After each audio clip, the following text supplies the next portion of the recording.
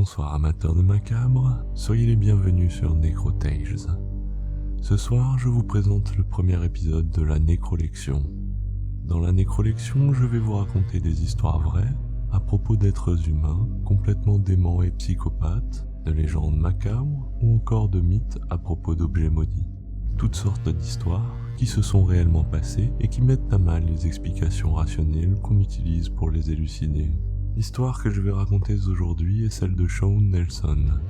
Elle se passe entre les années 1980 et 1995. Après avoir entendu cette petite tranche de vie, nombreux d'entre vous me diront que Shawn n'a rencontré aucun phénomène paranormal. Alors pourquoi vous parlez de lui ? Ce soir, j'aimerais attirer votre attention sur deux forces primordiales qui s'affrontent perpétuellement dans l'âme de chaque être humain. On appelle vulgairement ces forces le bien et le mal. Quand une âme incarne le corps d'un être humain, deux graines y sont plantées. La première veut faire grandir en vous la bonté. Pour l'autre, c'est tout le contraire. C'est la vie que vous menez et les éléments qui s'y rapportent qui vont aider à faire pousser l'une ou l'autre de ces deux graines. Tous les humains ressentent quotidiennement cet équilibre instable entre le bien et le mal qu'ils contiennent en eux. Les démons et les mauvais esprits influencent votre vie de bien des manières et sont d'excellents jardiniers quand il est question de faire grandir en vous l'envie de meurtre et de carnage. Tout le monde connaît ces histoires selon lesquelles le sort s'acharne sur certaines personnes dans des proportions démesurées. Des coïncidences malheureuses et incroyables qui poussent certains humains à commettre les pires atrocités. Dans de nombreux cas, on se demande comment il y a pu y avoir un tel acharnement du destin, et ce qui a pu pousser une personne à franchir les barrières de la folie, donnant parfois l'impression que les personnes qui commettent ces actes ont été possédées, au point que quand on leur demande, elles n'arrivent pas à donner d'explication. Elles ont littéralement succombé au mal, et quand on se penche sur leurs histoires, qu'on met bout à bout tous les éléments, elles nous paraissent parfois presque surnaturelles. Les démons m'ont raconté l'histoire de Shawn Nelson, un vétéran militaire américain qu'ils ont pris un malin plaisir à torturer, se délectant de voir quelle folie il était capable de réaliser. Leurs attentes ont été surpassées quand notre ami Shawn a décidé de s'emparer d'un char d'assaut de l'armée américaine pour assouvir ses pulsions de carnage.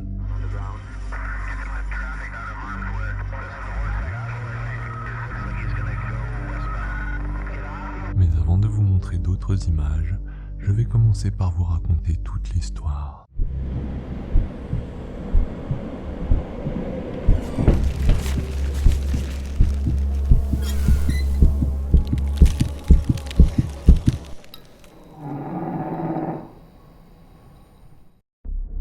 C'est en 1959 que notre ami Shawn Nelson voit le jour à San Diego aux États-Unis.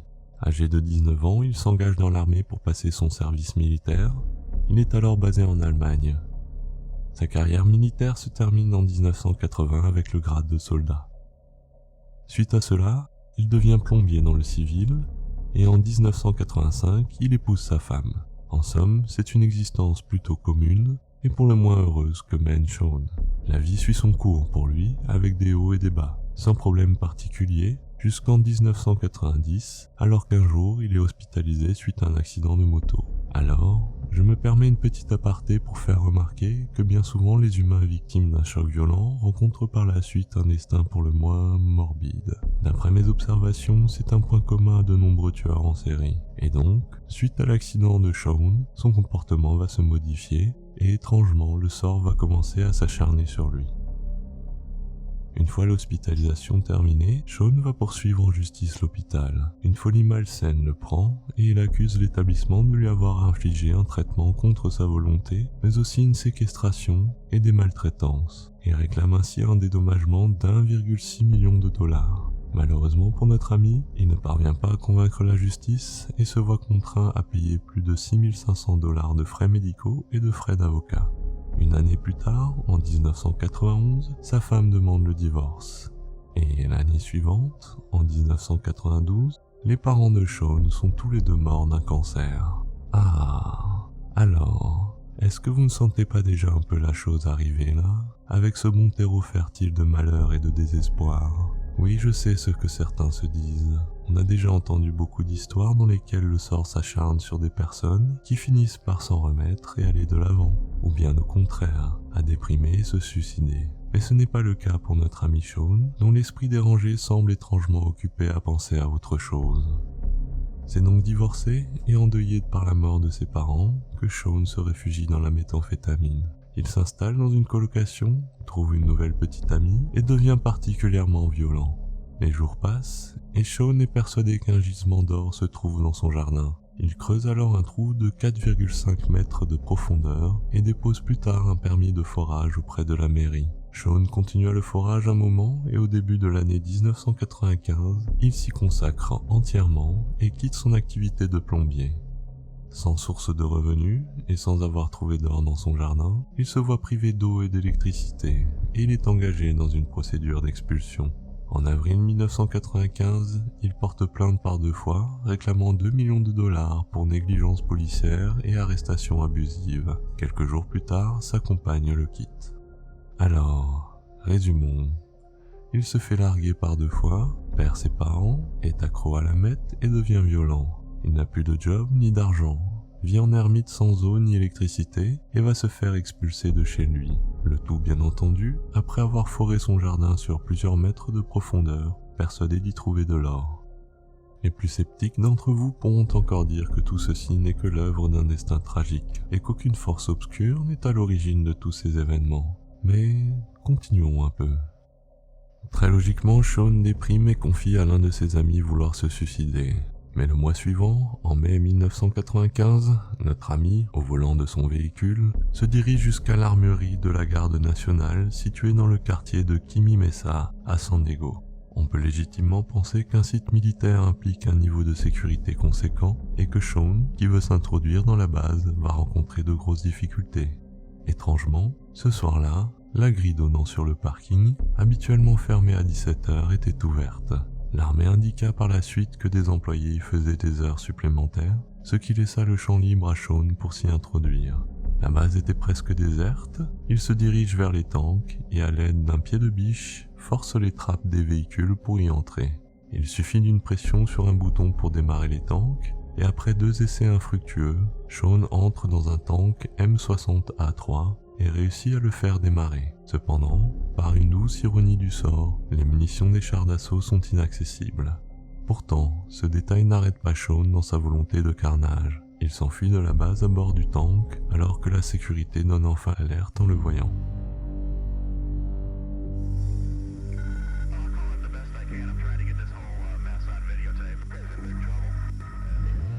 La course-poursuite entre le char d'assaut et les forces de police a duré 23 minutes, durant lesquelles Shaun a déclenché la terreur parmi la population. Malgré sa vitesse maximale qui n'est que de 48 km/h, les 57 tonnes du char d'assaut écrasent tout sur leur passage.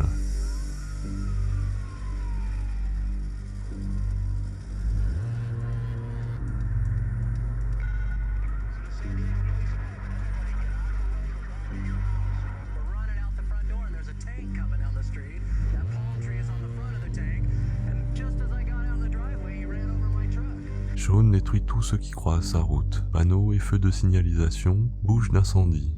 Il écrase un camping-car et broie littéralement le véhicule. Shaun s'acharne un moment à faire écrouler les piliers d'un pont, mais n'y parvient pas.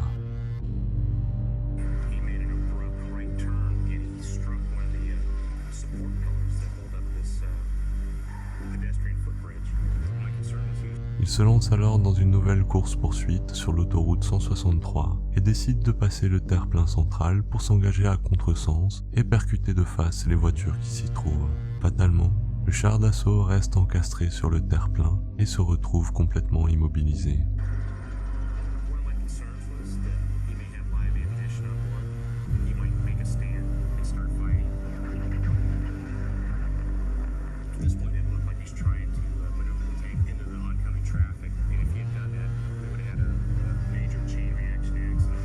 Les forces de police s'amassent autour et 4 policiers grimpent sur le tank.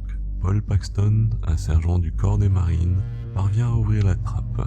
Les officiers de police braquent Shaun et lui ordonnent à plusieurs reprises de se rendre pacifiquement. Shaun reste sans réponse, le visage figé, il n'adresse aucun regard, comme s'il n'a aucune conscience de ce qu'il se passe. Il lutte frénétiquement sur les commandes pour tenter de libérer le tank et poursuivre son carnage. L'officier Richard Pinner pointe alors son arme vers Shaun et tire. La balle touche Shaun à l'épaule et traverse son corps. Arrivé un moment plus tard à l'hôpital, Shaun décède suite à sa blessure. Il n'y aura eu qu'un mort dans cette histoire, certains pourraient être déçus. Mais une attaque avec un char d'assaut vaut bien la peine d'être racontée, et cette histoire soulève bien des questions. Est-ce que tout cet enchaînement d'événements tragiques dans la vie de Shaun n'est qu'une suite de coïncidences? Pourquoi sa vie a-t-elle basculé juste après cet accident de moto? Et pourquoi son comportement a-t-il changé après cela? Ou bien encore, pourquoi la grille de la base militaire était ouverte justement à ce moment-là? Personne à ce jour n'a encore compris ce qui a pu se passer dans la tête de Shaun pour qu'il en arrive à une telle extrémité. Après quelques rituels occultes, j'ai réussi à m'entretenir avec l'âme de Shaun Nelson et je lui ai demandé pour quelle raison il avait fait tout ceci. Lui non plus n'est pas capable d'expliquer ses actes.